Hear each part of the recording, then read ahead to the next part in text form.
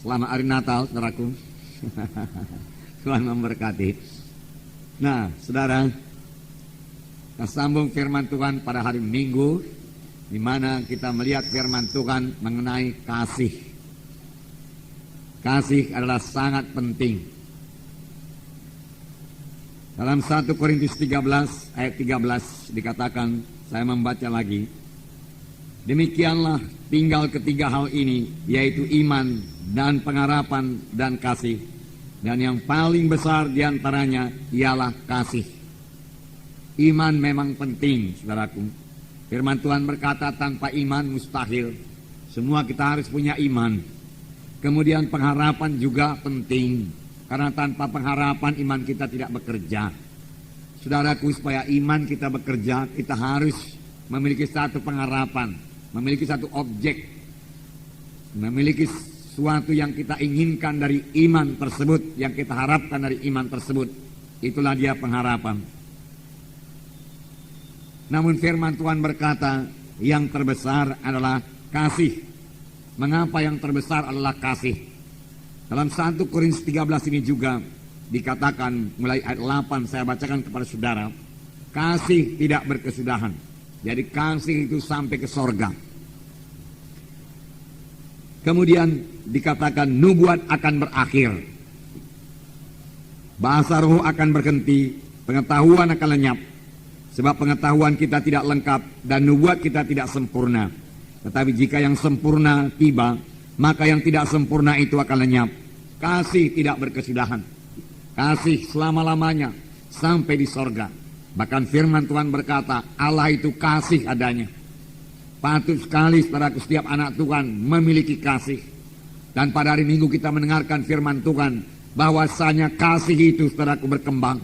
Kasih itu bertumbuh. Sebab kasih adalah buah Roh Kudus. Kita mengetahui satu buah itu saudaraku bisa bertambah besar. Satu buah itu bisa berkembang. Demikian kasih kita saudaraku bisa bertambah, bisa bertumbuh. Dan memang seharusnya demikian bagi setiap anak-anak Tuhan. Kasih itu harus bertambah. Kasih itu harus bertumbuh. Kasih itu kekal selama-lamanya. Dan firman Tuhan berkata nubuat akan berakhir. Di sorga kita tidak perlu bernubuat lagi. Kita sudah bertemu muka dengan Tuhan Yesus. Tidak ada rahasia yang tersembunyi lagi. Kita mengetahui segala perkara. Jadi saudaraku, nubuat tidak perlu di sorga. Apalagi bahasa roh. Bahasa roh juga akan berhenti. Sekaranglah kita perlu berbahasa roh. Bahasa roh meneguhkan iman kita. Bahasa roh kita berkata-kata dengan Tuhan. Tetapi nanti saudaraku kita sudah bertemu dengan Tuhan Yesus, saudaraku. Tidak perlu lagi bahasa roh. Pengetahuan akan lenyap. Kapankah ini jadi? Bila yang sempurna itu tiba. Apakah yang sempurna itu? Tidak lain daripada Tuhan Yesus. Sempurna adanya. Dan dia akan datang kedua kali. Pada saat kedatangannya kedua kali, saudaraku, semua nubuat akan berhenti. Tetapi kasih kekal selama-lamanya. Oleh sebab itu setiap anak-anak Tuhan, saudaraku, harus memiliki kasih ini dalam hatinya. Amin, saudaraku. Bahkan bukan yang memiliki, tapi mempraktekkan kasih Tuhan ini. Kekal selama-lamanya. Tuhan Yesus berkata bahwasanya kasih itu adalah hukum yang terutama. Kasih kepada Tuhan Yesus, kasih kepada Tuhan, hukum yang pertama. Dan hukum yang kedua, kasih pada sesama manusia. Jadi kasih juga, kasih. Nah, saya membacakan kepada saudara Matius 22 ayat 36 sampai 40. Matius 22 ayat 36 sampai 40. Ayat 36, Guru, hukum manakah yang terutama dalam hukum Taurat? Jawab Yesus kepadanya, kasihilah Tuhan Allahmu dengan segenap hatimu, dengan segenap jiwamu, dan dengan segenap akal budimu. Itulah hukum yang terutama dan yang pertama. Dan hukum yang kedua, sama dengan itu ialah, kasihilah samamu manusia seperti dirimu sendiri. Dan pada kedua hukum inilah tergantung seluruh hukum Taurat dan kitab para nabi. Jadi kasihilah Tuhan Allahmu dengan segenap jiwamu, dengan segenap hatimu, dan segenap kuatmu. Dengan segenap hatimu, kasihi Tuhan Allahmu. Dengan segenap jiwamu, kasihi Tuhan Allahmu.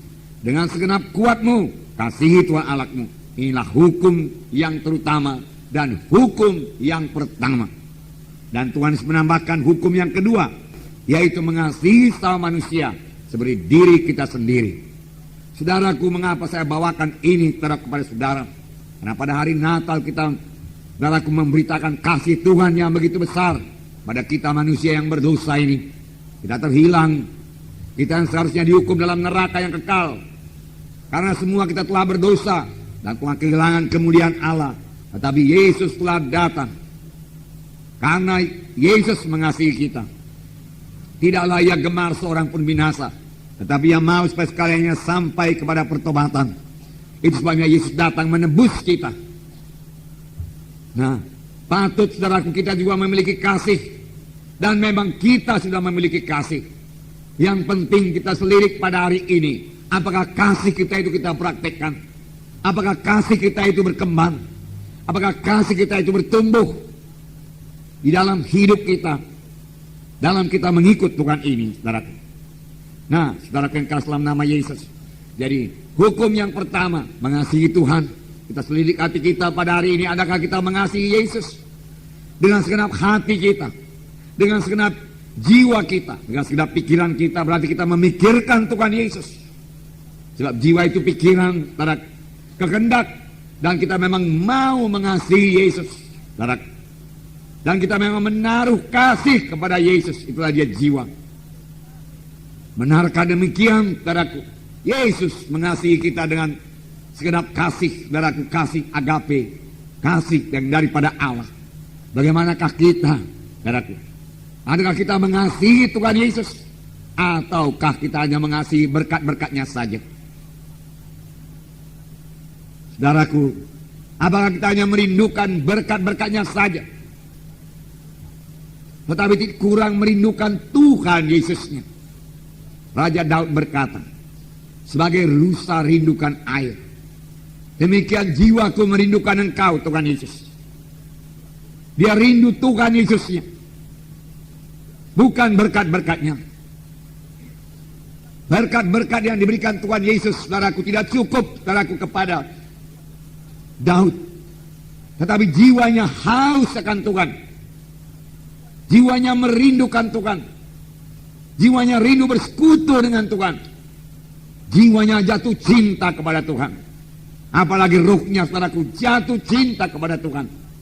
Dia mengasihi Tuhan Yesus dengan segenap ruh, jiwa, dan kuatnya atau tubuhnya, saudaraku. Nah, saudaraku, dengan segenap keberadaannya yang mengasihi Yesus, saudaraku.